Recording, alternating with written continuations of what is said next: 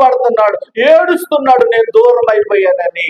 నన్ను మాట విని తల్లిని వదులుకున్నాడు, నా మాట విని తండ్రిని వదులుకున్నాడు, నా మాట విని బంధువులు వదులుకున్నాడు.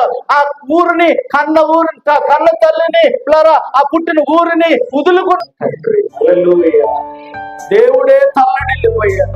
అబ్రహామును చూసి వచ్చి అలా నుంచున్నాడు.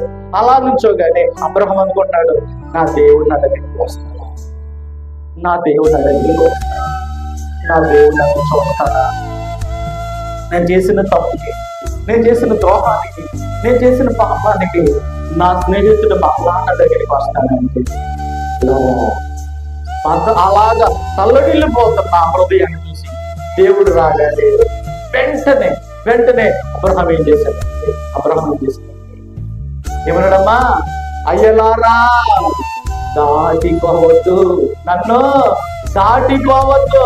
వచ్చారు, ఎంత సంతోషమో, దేవుడు కనపడ్డాడు, ఎంత సంతోషమో, దేవుడు ఇంటికి వచ్చేసాడు, ఎంత సంతోషమో. అన్నీ మర్చిపోయాడు, ఎండ మర్చిపోయాడు, బాధ మర్చిపోయాడు, అన్నీ మర్చిపోయి అమాంతంగా కాళ్ళు కట్టుకోవడానికి నీళ్లు పట్టుకెళ్ళిపోయాడు. హల్లెలూయా.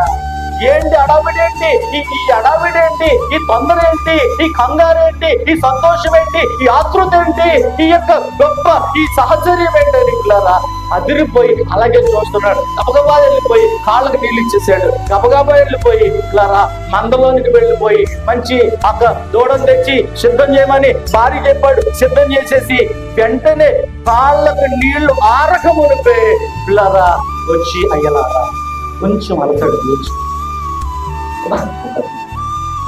ఏంటి అబ్బా, అయ్యా మా అమ్మ ఉందో లేదో నాకు తెలియదు, మా నాన్నని ఎన్నో మర్చిపోయాడు, అమ్మకంటే నాన్నకంటే నీవు ఎక్కువగా నాతో మాట్లాడు, నేను నీతో ఎక్కువగా మాట్లాడాను.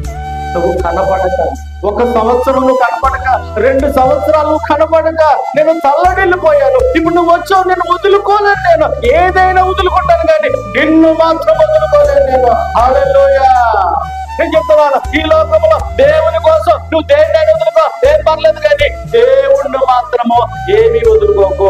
బయట వస్తువులను చూసి, లోకాన్ని చూసి దేవుని వదులుకుంటే నీ జీవితం నాశనం అయిపోద్ది. కానీ ఏదైనా సరే దేవుని కోసం వదులుకోగలిగితే నువ్వు దీవించబడతావు. హల్లెలూయా. దేవాలయంలో లోకాన్ని, ఆస్తిని, అంతస్తుని వదిలిపెట్టి దేవుడి కోసం వచ్చేసాడు. నీ దేవుని కోసం వదిలిపెడుతుంది.